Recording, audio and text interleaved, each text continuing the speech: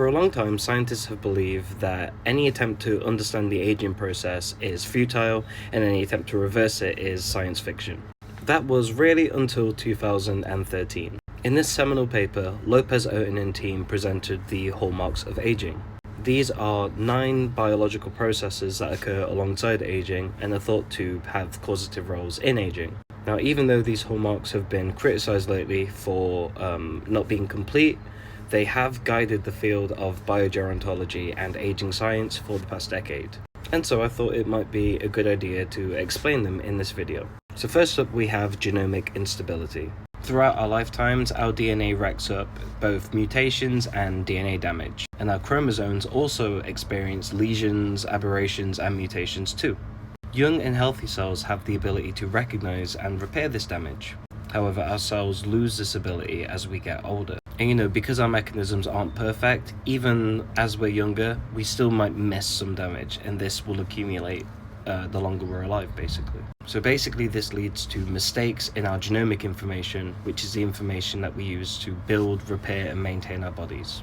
Next up, we have epigenetic alteration. Now, the epigenome is basically just like switches, molecular and chemical switches that we place on top of a genome to turn genes on and off. If you imagine all of the cells of your body have the same genetic code, however, some bits of that code is turned on and off differently in different cells, and that's why cells look different and function different. But as we get older, this epigenetic code gets scrambled, and the identity of the cells gets lost or muddled.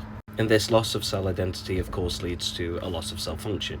Next up, we have telomere attrition. Now, telomeres are protective caps that go on the end of our chromosomes. They are basically made up of proteins and repeating DNA sequences. And the idea behind telomeres is that as our cells divide, our chromosomes get shorter and shorter.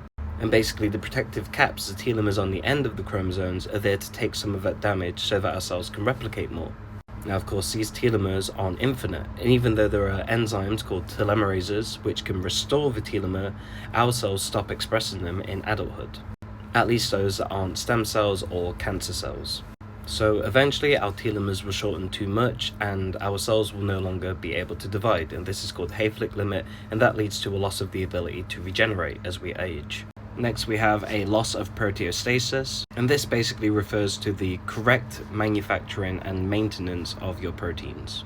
See, proteins carry out basically every function in our body. Whether it be making up the structures of our cells and the environments they're in, sending chemical messages around the body, or actually making and repairing other proteins. Proteins really do pretty much everything in our body, or at least assist in every process in our body. But as we get older, as all of the previous hallmarks lead to a loss of genetic integrity, our proteins get expressed less accurately. And throughout our lifetimes, proteins also undergo modifications that can't be reversed. So all in all, this leads to our proteins not being functional, which leads to an overall loss of function. But also the buildup and aggregation of proteins that become toxic and actually do damage to our bodies as well. Next up is a nice and easy one. Dysregulated nutrient sensing. And this is basically where our cells become too sensitive over time or desensitized over time, and they can no longer correctly regulate the nutrients and metabolites that we need to survive. So insulin resistance would be an example of this in diabetes. And as we get older and we've had more or less exposure to certain metabolites, our bodies become more or less sensitive. So this is something that frequently happens during aging as well. Another extremely important hallmark is mitochondrial dysfunction. Mitochondria are these little bacteria-like things. In fact, we believe that mitochondria may have been a single-celled organism that was gobbled up by another single-celled organism way back in the past. And we've just been together ever since. Well, these are responsible for producing the vast majority of energy in our bodies. So if these go down, our energy factories go down. And no energy, no life.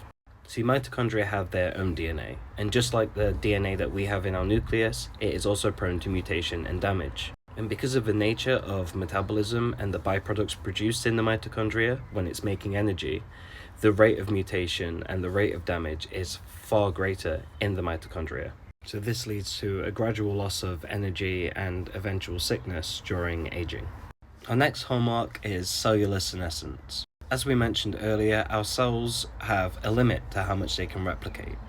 And when a cell reaches this limit, when its telomeres are too short or it's received significant damage, it usually self-terminates. Now, when a cell fails to self-terminate, it goes into a zombie mode, which we call senescence. Now, our second line of defense, if the cells don't self-terminate and they become zombies, is our immune system. However, as we age, our immune system becomes compromised too, which then leads to a buildup of these zombie cells, which can further lead to aging.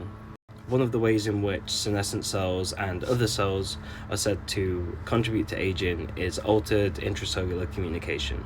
You see, these zombie cells have the ability to secrete harmful chemicals, and these can produce inflammation in tissues and also have the ability to convert other cells into harmful cells which secrete more harmful inflammatory chemicals. And so over time, our bodies would become more and more inflammatory, leading to more and more damage.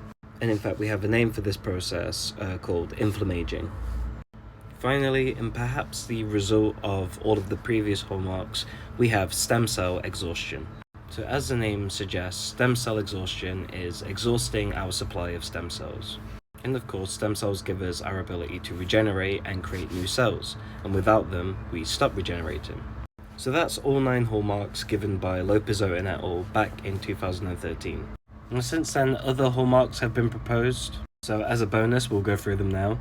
Bonus number 1 is extracellular matrix alterations. Now, the extracellular matrix is basically the environment that your cells live in. And with its mesh of proteins and stored molecules, it's able to communicate with cells and control cells. Now, as we said earlier, with a loss of proteostasis, proteins in our bodies can undergo irreversible modification. And the stiffness caused by these modifications can cause the extracellular matrix to stop working in telling cells what to do, especially when it comes to stem cells, which could lead to our other hallmark, stem cell exhaustion. Another proposed hallmark is the alteration of the gut biome. See, in our gut, we have good bacteria who help us digest food. But as we get older, the bacterial populations in our gut begin to change, and this changes our overall biochemistry. And so there's some evidence to suggest that this change in the gut microbiome may also contribute to aging. Now, whether or not these extra hallmarks belong on the list or not is still up for debate. And whilst I'll agree that the list is both incomplete and not the best explainer for aging at the moment, especially when compared to the hallmarks of cancer, which do a very good job of explaining cancer and offering therapeutic methods of treating it. I do think the hallmarks of aging have contributed so much to this field and are still a valid guide to how we should conduct research in future. So yeah, I'll be making more videos on the hallmarks of aging and other issues in aging biosciences and aging politics very soon, so please stay tuned. And if you like this video, please give it a thumbs up and follow my page. Thank you.